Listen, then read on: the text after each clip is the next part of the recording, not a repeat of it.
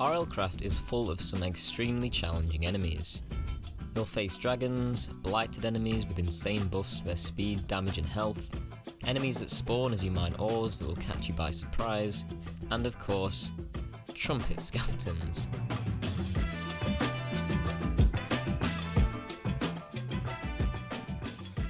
With all this, it's easy to think you don't stand a chance at surviving RLCraft, but I found a simple way to kill almost anything in the game with just 1 or 2 hits. In this video, I'm going to show you the easiest way to make the best weapon in RLCraft. There's a lot to cover, so I'm going to be splitting the video into 3 sections. I'll cover the choice of weapon and enchantments, the easiest way to get all of these, and finally how to add it all onto one sword without the need for upgraded potentials. I'll leave some timestamps on screen so you can skip ahead if you're only interested in one part of the video. Let's get into how this sword works. There's a few things going on here which I'll quickly cover, but these are the enchantments I picked. You don't necessarily need all of these enchantments to make an extremely strong weapon, so I'll briefly explain why each is important. If you're not interested in why it works and you just trust me that it does, feel free to skip ahead to the next part of the video. So what enchantments should go on the sword? Swifter Slashes allows you to swing incredibly quickly. Rune Piercing Capabilities 4 ignores 25% of armor per level. At level 4 it will ignore 100% of enemies' armor. The game then registers every enemy as unarmored and we can take advantage of the rapier's unarmored damage bonus, which deals triple damage to any enemy that has no armor at all. I will be showing the Ice Dragonbone Rapier in this video, as that is the highest damage rapier in my version of RLCraft. But if you have the newer Ice and Fire mod, you may be able to use the Ice Dragonsteel Rapier instead.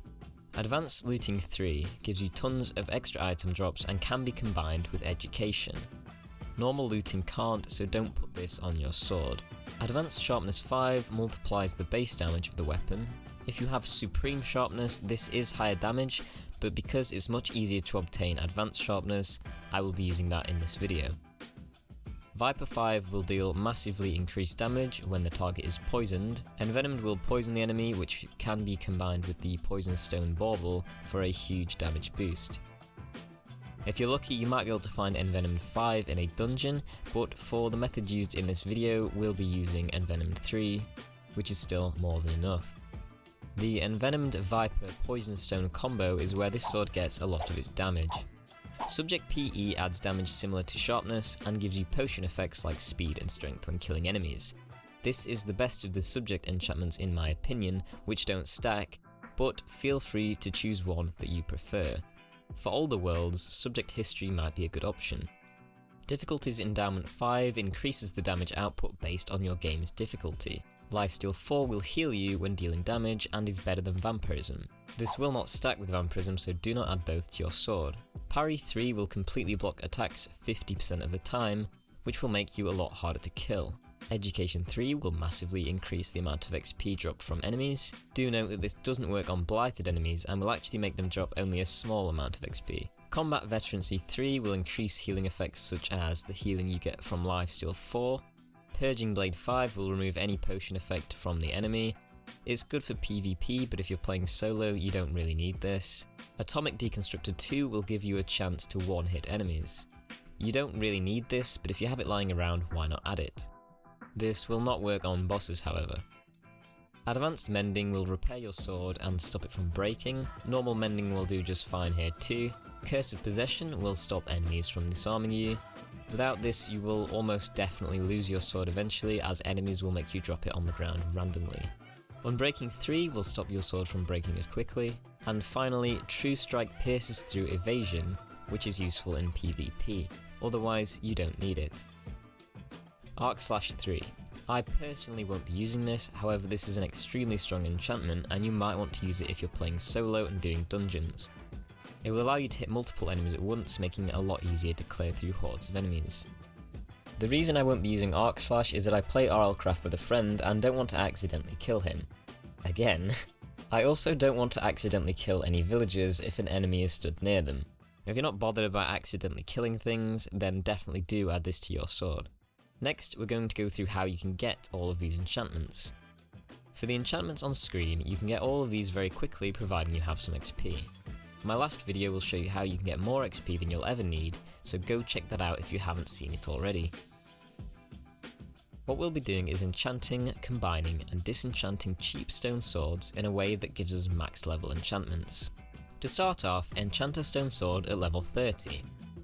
If you're low on XP, do this by putting all your XP into XP books, then claim exactly 30 levels each time, so that there's no XP waste. Once you have your sword, check if it has any good enchantments. If it doesn't, throw it on the floor. If it does, put it away somewhere safe. When you've got enough to reach a max level enchantment, we can begin combining and disenchanting them onto books. Normally, when disenchanting in RLCraft, you can only take the top enchantment from the item. However, I found a way to reclaim enchantments that aren't on the top of the list. All you need is one item that does have it on the top, or a book with the enchantment on it. Here's how. Put the item with the desired enchantment on top into the anvil and combine it with the item which has the enchantment lower down. This will keep the enchantment order from the first item and will combine it with the levels of the second. Here's an example. If I had two lifesteal 3s, one was on the top of the first sword and one was on the bottom of the second sword, I would put the sword that has lifesteal 3 on the top in the left and the sword that has lifesteal 3 on the bottom in the right. These would combine to give us lifesteal 4 at the top.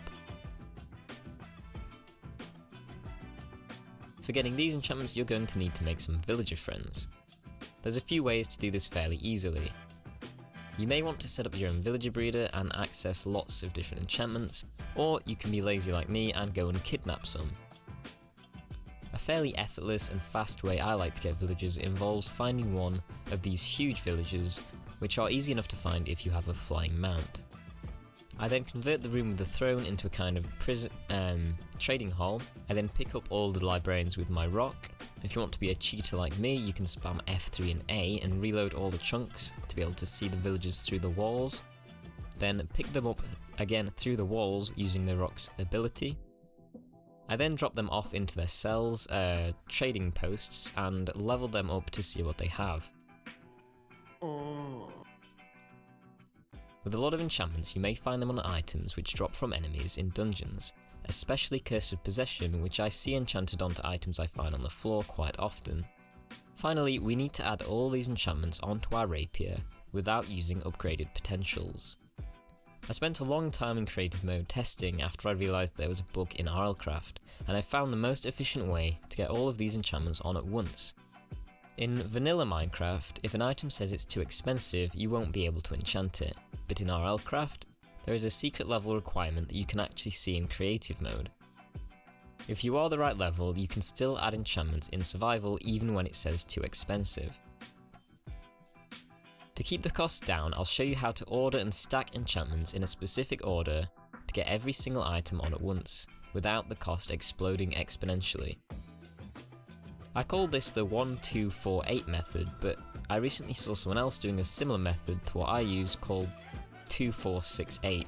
The numbers refer to the number of enchantments combined onto one book before adding them onto the weapon. I tested both and my method came out as costing fewer levels, so for this particular weapon I'm going to stick with that. Either way, they're very similar and are both ways of enchantment stacking. To do this, the first thing you need to do is reset the enchantments by adding them onto a stone sword and disenchanting it. If there has been any combinations already, such as 2 lifesteal 3 books combined to make your lifesteal 4 book, this will massively increase the cost later and you may not be able to fit everything on. So do take a few minutes to reset them all just to be safe. Once you've reset all your enchanted books, you need to test each one to check the cost when adding it to a fresh sword or rapier. Order all of your enchantments from highest to lowest cost. Once you have them in order, you want to add the highest costing enchantment onto your sword. For me, this was Swifter Slashes 5 and cost 20 XP levels. This was the one in 1-2-4-8 because it went on by itself. You then need to combine the next 2 most expensive enchantments. For me, this was Rune Piercing Capabilities 4 and Advanced Looting 3. Add this new book with 2 enchantments onto your sword. This is the 2 in 1-2-4-8 because we added a book with 2 enchantments onto our sword. You get the idea. Next, we'll be adding 4 enchantments. To do this, take the next 2 most expensive and combine them, take the 2 after that and combine them as well, so you have 2 books with 2 enchantments on. Combine these into one book of 4. Always check that you're doing it the correct way around, with the most expensive enchantments on the left. You can check by swapping the order and seeing which order is the cheapest. Add this book with 4 enchantments onto your sword. Now you need to make the next book with 8 enchantments on. To do this, get the next 2 most expensive, combine them, the next 2, and the 2 after that, so you have 4 books of 2 enchantments. We can then make a book of 4 with the 2 sets of 2 most expensive, and a book of 4 with the 2 sets of 2 least expensive. Combine these to make your book of 8 enchantments, and add this to your sword. Remember, even though it says too expensive in survival, you can still enchant the item if you are the right level. If you want to know the exact level, you can test in creative.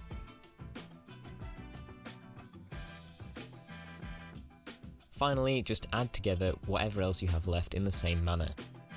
I just had these 2, so I combined them into a book and put them on to finish. And with that, you have managed to add all these to your sword and haven't used upgraded potentials. I also recommend that you make a reforging station and keep reforging until you get the legendary version. Now, just to prove you don't need Supreme Sharpness or Viper 5, I'm going to quickly show how much damage this sword can do with these easier to obtain enchantments. A normal dragon will have a few hundred health and can be killed in just 2 hits. The theoretical maximum health a max tier dragon can have is 800, so I gave this cow 800 health to see how long it would take to kill one of these. Well, that was quick. Now, just for fun, I've given a cow 10,000 health. This cow is now 1,000 times stronger than a regular cow. Luckily, these don't exist in RLCraft, but let's see how long our mega cow lasts.